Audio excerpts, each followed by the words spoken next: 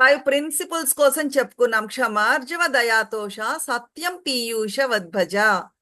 5 principles practice చెయ్యాలి అంటూ చెప్తూ ఎలా అని ఇంకొంచెం ముందుకు పట్టుకెడుతున్నారు మనల్ని అష్టావక్రుల వారు. ఈ పంచేంద్రియాలకి 5 డైమెన్షన్స్ ఉన్నాయి. ఒక్కొక్క పంచభూతాల్లో ఒక్కొక్క దానికి ఒక్కొక్క ఫంక్షన్ ఉంది. వాసన భూమి తత్వంతో ముడిపడి ఉంది. రుచి అంటే నాలిక జలతత్వంతో ముడిపడి ఉంది, వాటర్ ఎలిమెంట్. స్పర్శ వాయుతత్వంతో ముడిపడి ఉంది. శబ్దము ఆకాశతత్వంతో, అలానే రూపాలు ఆకారాలు అగ్నితత్వంతో ముడిపడి ఉంది. లేదు కాంతి, కాంతి వెలుగు అయినా సరే అగ్ని అయినా ఒకటే అని చెప్తున్నారు. ఆరోది ఏదైనా ఉందా? ఈ 5 కాక ఇంకేదైనా ఉందా? ఇంకేమీ లేదు. ఈ 5 పంచభూతాలే, పంచేంద్రియాలే ఈ 5 రకాల మాడ్యులేషన్సే, డైమెన్షన్సే. ఈ పంచభూతాలు ప్రతి ఒక్కటి కూడా సూక్ష్మ రూపంలో అంతటా ఉంది, వ్యాపించి ఉంది. ప్రపంచం కావచ్చు, విశ్వం కావచ్చు, ఈ పంచభూతాలతోనే తయారు చేయబడింది.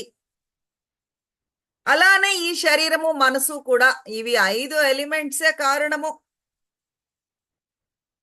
సూక్ష్మమైన ఈ పంచభూతాలతో చేయబడింది. అయితే ప్రకృతి ప్రకారంగా ఒక న్యాయం ఉంది. ఈ పంచభూతాలు ఒక్కొక్కసారి ఒక్కొక్కటి డామినేట్ చేస్తాయి. కాసేపు ఒకటి డామినేట్ చేసింది అనుకోండి, ఇంకాసేపు రెండోది వస్తుంది, ఇంకాసేపు మూడోది డామినేట్ చేస్తుంది, తర్వాత నాలుగోది, ఐదోది, ఇలాగా షిఫ్ట్ల ప్రకారంగా వస్తూ ఉంటాయి. ఒక్కొక్క తత్వము సూక్ష్మంగా ఎక్కువగా ఉంటుంది, మిగిలినవన్నీ కాస్త అణిగి ఉంటాయన్నమాట, బయటపడకుండా. ఏది కూడా నిరంతరము ఉండిపోదు, డామినేట్ చేస్తూనే ఉండిపోదు. ఎలాగా? వర్షం పడింది అనుకోండి, మీరానా వర్షాన్ని ఆపగలరా అండి? మీ చేతుల్లో ఉందా? ఆగిపో వర్షం అంటే ఆగుతుందా? దానంతటది ప్రకృతి లయబద్ధంగా కాలాలు వస్తాయి, వర్షాలు పడతాయి, ఆగిపోతాయి. అది అలా జరిగిపోతుంది. మీ చేతుల్లో ఏమైనా ఉందా? మీరు ఆపలేరు.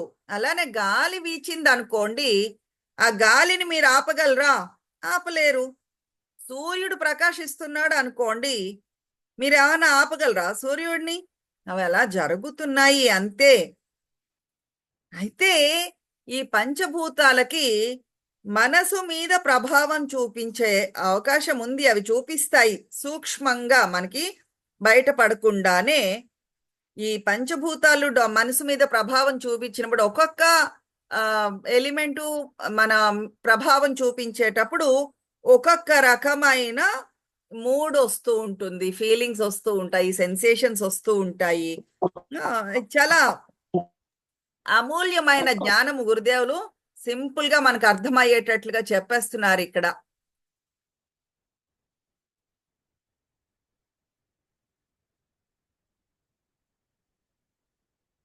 చాలా ఇంట్రెస్టింగ్ గా ఉంటుంది. పంచభూతాలు 5 డైమెన్షన్స్ ఇవి చెప్తూనే 5 టైప్స్ ఆఫ్ సెన్సేషన్స్ ఉన్నాయట. మనలో వచ్చే మూడ్స్ కూడా 5 రకాలు. Feeling of consolidation or of heaviness, భారంగా అనిపిస్తూ ఉంటుంది ఒక్కొక్కసారి. అప్పుడు భూతత్వము, భూమి తత్వము డామినెంట్ గా ఉంది, డామినేట్ చేస్తోంది అని అర్థము. ఫియరీ ఫీలింగ్ ఆర్ ఫీవరిష్నెస్, ఏదో ఒకటి కావాలి అనే ఒక కోరిక పుట్టింది అనుకుందాము, ఇంకా అది తప్ప ఇంకొక ఆలోచన లేనట్లుగా అయిపోతూ ఉంటుంది, ఒక ఫీవరిష్నెస్ ఉంటుంది చూసారు. అప్పుడేమి అర్థము? అగ్నితత్వం అధికంగా ఉంది అని అర్థము. అలానే పారిపోవాలి, చేస్తున్న వాటి బాధ్యతల నుంచి కానీ చేసే దాని నుంచి కానీ పారిపోవాలి అని అనిపించడము, లేదు ఊరికే కదలిక, ఎక్కడికైనా వెడదాము తిరిగి వద్దాము అలాగా అని అనుకోవడము ఉండేటప్పుడు వాయుతత్వము డామినెంట్ గా ఉంది అని అర్థము. చాలా కోపం వచ్చేస్తూ ఉంటుంది, బిగదీసుకుపోతూ ఉంటారు, లేదు కడుపులో మా కడుపులో మంట, బర్నింగ్ సెన్సేషన్ ఉంటుంది చూసారు. అప్పుడు అగ్నితత్వమే డామినెంట్ గా ఉన్నట్లు లెక్క. కలిసి మెలిసి ఉండడము, తర్వాత హాయిగా తేలిగ్గా ఉండడము ఉంటుంది చూసారు. అప్పుడు జలతత్వము డామినెంట్ గా ఉంది అని అర్థము. భయము, ప్రేమ, కంఫర్టబుల్ గా ఉండడము, డిస్కంఫర్ట్, ఇవి రెండు కూడా ఉండేటప్పుడేమి ఆకాశతత్వము డామినెంట్ గా ఉంది అని అర్థము. Total comfort or discomfort. Okay, ఒక్కొక్క పంచభూతాల్లో ఒక్కొక్కటి డామినేట్ చేస్తున్నప్పుడు ఒక్కొక్క రకమైన వేర్వేరు సెన్సేషన్స్, ఫీలింగ్స్, ఎమోషన్స్, భావాలు కలుగుతూ ఉంటాయి. అలానే శరీరంలో రకరకాల యాక్షన్స్ కూడా జరుగుతూ ఉంటాయి దాని ప్రకారంగా. ఒక్కొక్కసారి ఒక మనిషి ప్రశాంతంగా కూర్చుని ఉంటారండి. ఎప్పుడైతే అంత స్థిరంగా కూర్చున్న వ్యక్తిలో వాయుతత్వము మొదలైంది అనుకోండి డామినేట్ చెయ్యడము, అలా స్థిరంగా కూర్చుని ఉండలేరు వాళ్ళు. లేచి తిరగడమో, లేదు కాళ్ళు చేతులు ఊపడమో, ఏదో తీరుతెన్ను ఉండదు, ఊరికే లేచి నడుస్తూ ఉంటారు, అటు ఇటు పచార్లు పెడుతూ ఉంటారే, దాని అర్థమేమి వాయుతత్వం అధికంగా ఉంది అని చెప్పి. గాలికి తిరుగుతూ ఉంటారా అంటూ ఉంటారు చూడండి మన వాళ్ళు, ఎయిర్ ఎలిమెంట్ ఎక్కువగా ఉంటే, రైట్. ఒక్కొక్కసారి మీరు చూడండి సినిమా హాల్లో, ఇప్పుడు సినిమా హాళ్లలో చైర్స్ మారిపోయాయి, కానీ ఒక రో ఆఫ్ చైర్స్ ఉన్నాయనుకోండి, కాళ్ళు కదుపుతూ ఉంటారు కొంతమంది, స్థిరంగా కూర్చోలేరా ఆ సినిమాలో కూడా, ఊరికే కాళ్ళు కదుపుతూ ఉంటే ఆ రో అంతా అందరికి డిస్టర్బెన్స్ అది తెలుస్తూనే ఉంటుంది, స్థిరంగా కూర్చోలేక. లేదు తల కదుపుతూ ఉంటారు కొంతమంది, ఊరికే చూసారా అలా ఎవరినైనా మీరు ఎప్పుడైనాను?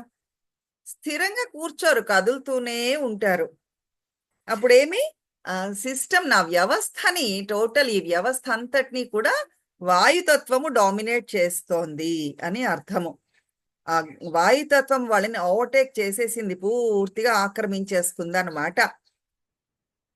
అలానే మీరు స్థిరంగా కూర్చున్నారు అనుకోండి, ఎవరో ఆ గదిలోకి వచ్చారు అనుకుందాము, సడన్ గా మీరు అరవడం మొదలు పెడతారు. ఎందుకు? వాళ్ళు ఫైర్ ఎలిమెంట్ తో పాటు వచ్చారు ఆ గదిలోకి, అది మిమ్మల్ని కూడా డామినేట్ చేయడం మొదలు పెడుతుంది, మీ తలకెక్కుతుంది, వాళ్ళ మీద అరవడం మొదలు పెడతారు. కాసేపు పోయాక అనిపిస్తుంది, ఏంటి అసలు నేను ఎందుకు ఇలా అరిచాను అని అనిపించిన సందర్భాలు ఉన్నాయా లేదా మీకు? ఒక్కొక్కసారి అలా అనిపిస్తే నేను ఎందుకు అసలు ఇలా అరిచాను అర్థం ఉందా, సడన్ గా నేను ఇలా అరవడం మొదలు పెట్టానేంటి అని అనుకుంటూ ఉంటారే. That is what it is. ఏమర్థం? ఫైర్ ఎలిమెంట్ వచ్చిన వాళ్ళతో ఆ ఫైర్ ఎలిమెంట్ వాళ్ళల్లో ఉంది, అది మీకు కూడా, మీ మీద కూడా ప్రభావం చూపించింది, రైట్.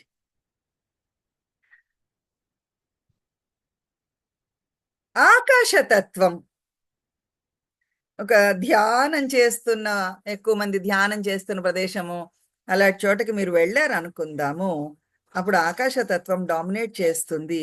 వెంటనే మీకు ఒక ప్రశాంతత మీ మనసులో, ఒక అంటారు స్పేస్డ్ అవుట్.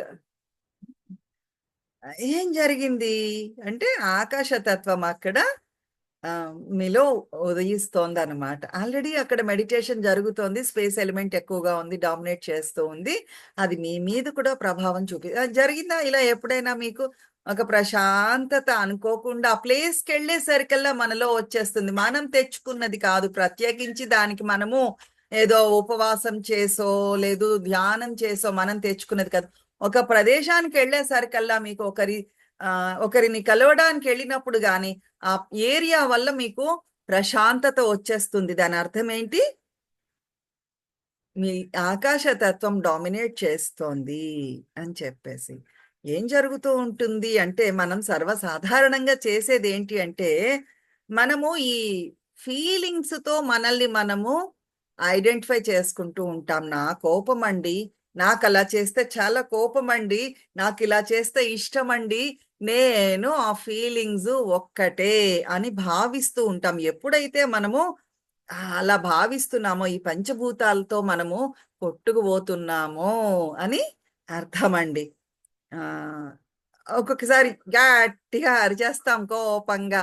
ఆ తర్వాత మళ్ళీ అయ్యో! నేనెందుకసలు ఇలా అరిచాను అని పశ్చాత్తాప పడుతూ ఉంటాము. ఎందుకు? నేనేంటి ఇలా కోపంతో, ఆ కోపం నేను ఒక్కటే అని అనుకుంటూ ఉంటాము. చాలా భారంగా ఉందండి ఇవాళ మనసు. ఇలా ఉండకూడదు. దీన్ని వదిలించుకోవాలి. ఆ! ఈ ఏం చేస్తూ ఉంటాము అంటే, మన శరీరము, మన మనసు, ఈ సెన్సేషన్స్ తోటి మనము ఆహ్, ఏకమైపోతూ ఉంటాం. నేను అంటే అదే అనే భావనలో ఉంటూ ఉంటాము.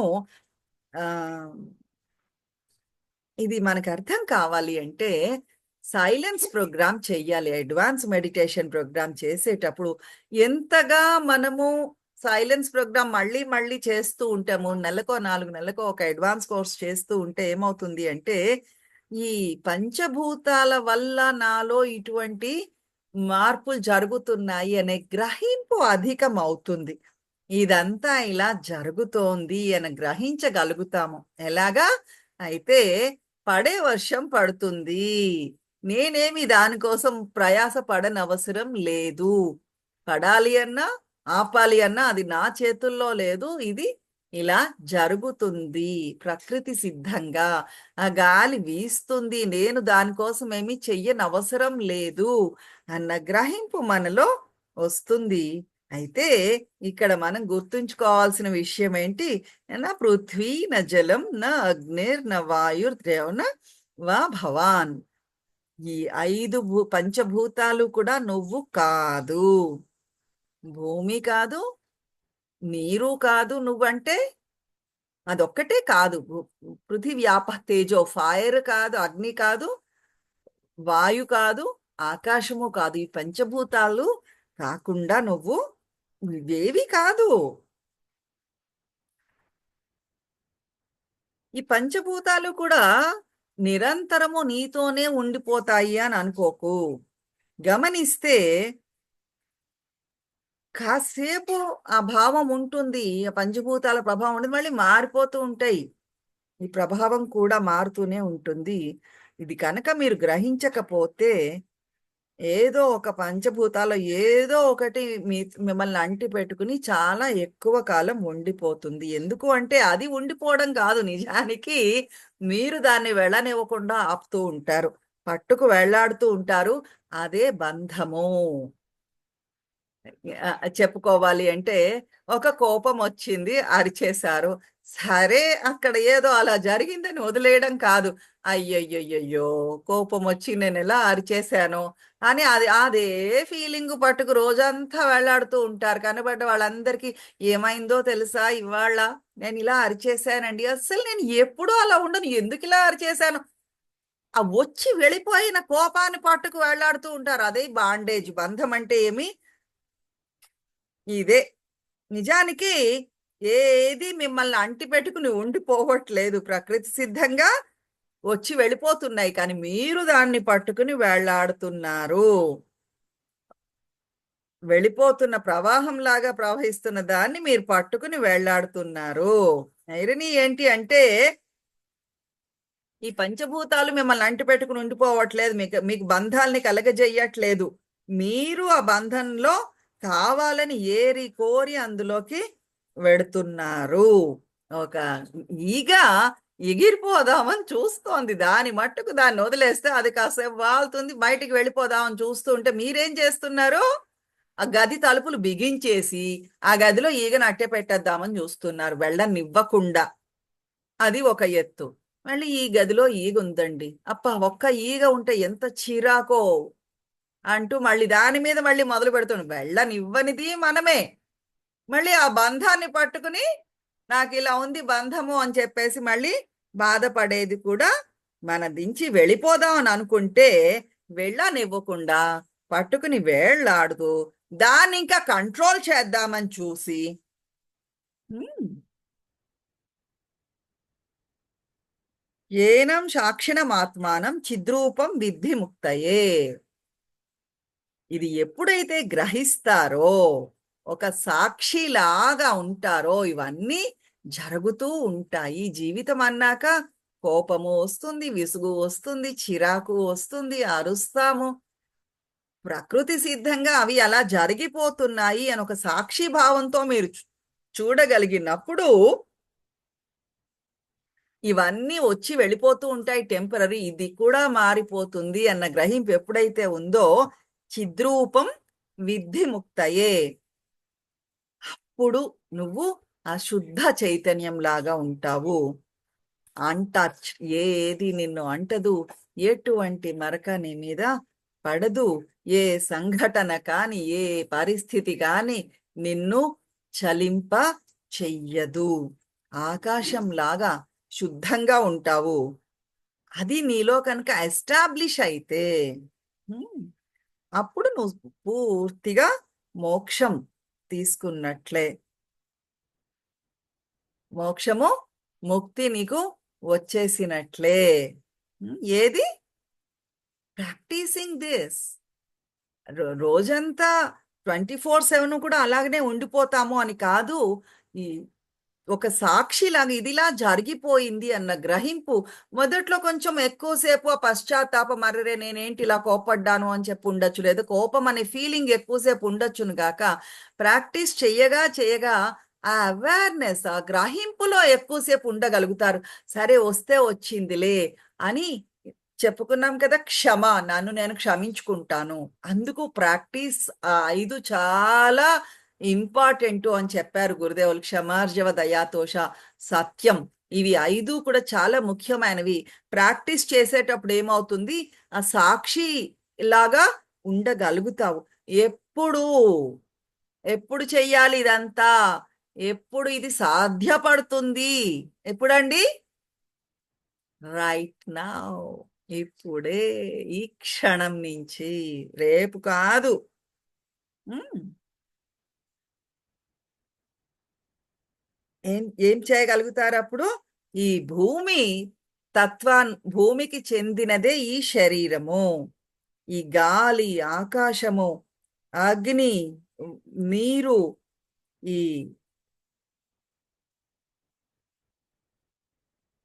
ఇవన్నీ ఈ పంచభూతాలతో తయారు చేసిందే తయారయిందే ఈ శరీరము అన్న గ్రహింపు మనలో వచ్చినప్పుడు ఏమవుతుంది, ఆ సాక్షి భావంలో ఉండగలుగుతారు.